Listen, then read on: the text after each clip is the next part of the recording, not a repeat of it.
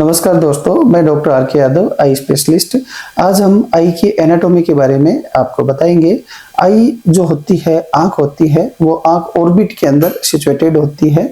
आई की जो शेप होती है वो स्फीयर होती है, लेकिन स्फीयर न होकर के जब अपन फुटबॉल को थोड़ा दबा देते हैं तो ओवलॉइड स्फीयर बोलते हैं।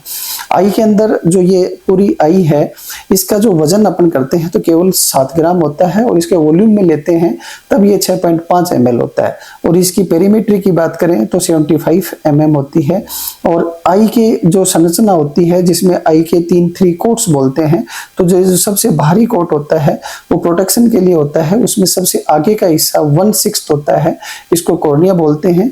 और पीछे का 5/6 होता है, इसको स्क्लेरा बोलते हैं। सबसे बाहर का प्रोटेक्शन देने के लिए होता है। इसमें स्क्लेरा के अंदर आई वॉच ग्लास की तरह से फिट रहती है। उसके बाद में जो सेकंड नंबर पे जो आता है वो वेस्कुलर पार्ट होता है, जो न्यूट्रिशन के लिए होता है। इसके अंदर यूविया बोलते हैं इसको। इसके अंदर 3 पार्ट होते हैं। सबसे पहले जो ब्लैकिश दिखाई दे रहा है आपको, ये आइरिस होती है। उसके बाद में सिलियरी बॉडी होती है। उसके बाद पीछे पूरा जो होता है ये कोरोइड होता है। तीसरी सबसे इंपॉर्टेंट स्ट्रक्चर होती है जो रेटिना होती है। जो रेटिना जो पीछे सबसे अंदर सबसे इंपॉर्टेंट और सबसे डेलिकेट जो स्ट्रक्चर होती है रेटिना होती है। आई के अंदर जब आगे स्टडी करते हैं तो आई के अंदर 2 पोल होते हैं। ये जो सबसे सेंटर वाला पोल होता है, इसको एंटीरियर पोल बोलते हैं, सबसे ज्यादा शार्पेस्ट पॉइंट। और पीछे जो सबसे ज्यादा शार्पेस्ट पॉइंट होता है इसको पोस्टीरियर पोल बोलते हैं। और इनके बीच में जो बिल्कुल मिड पॉइंट होता है उसको इक्वेटर कहते हैं।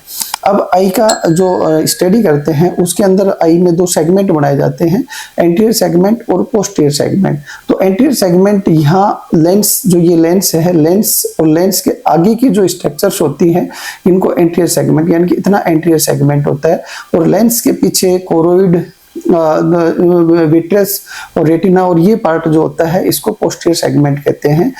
आई के अंदर जो आई को मूवमेंट्स कराने वाली मसल्स होती हैं, जो ये इंडिकेट करती हैं, ये 6 टाइप की मसल्स होती हैं।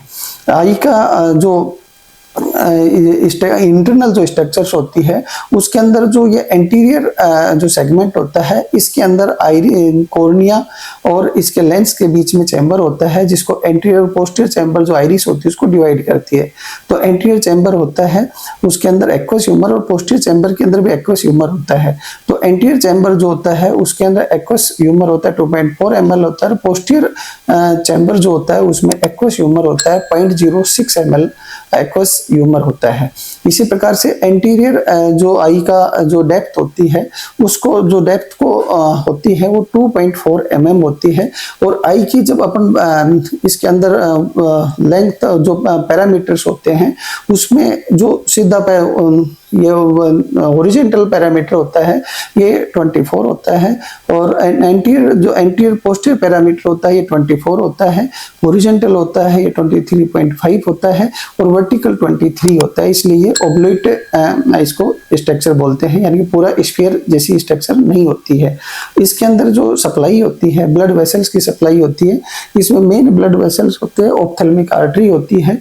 और इसमें नर्व की सप्लाई होती है, जो सिंपैथेटिक नर्व सप्लाई होती है, जो इसकी ट्राइजेमिनल नर्व 5वीं नर्व के सबसे छोटा सेगमेंट होता है, उसके ऑप्थेल्मिक नर्व के द्वारा सप्लाई होती है। और जो इसके अंदर मोटर नर्व्स होती हैं उसके अंदर दूसरी, तीसरी, चौथी, छठी और 7वीं नर्व भी इसको सप्लाई करती है। आई के अंदर जो अपन कुछ डेवलपमेंटली देखते हैं तो आई का डेवलपमेंट जब शुरुआत में बच्चा डेवलप होता है तो 22 डेज के ऊपर इसका डेवलपमेंट शुरू हो जाता है।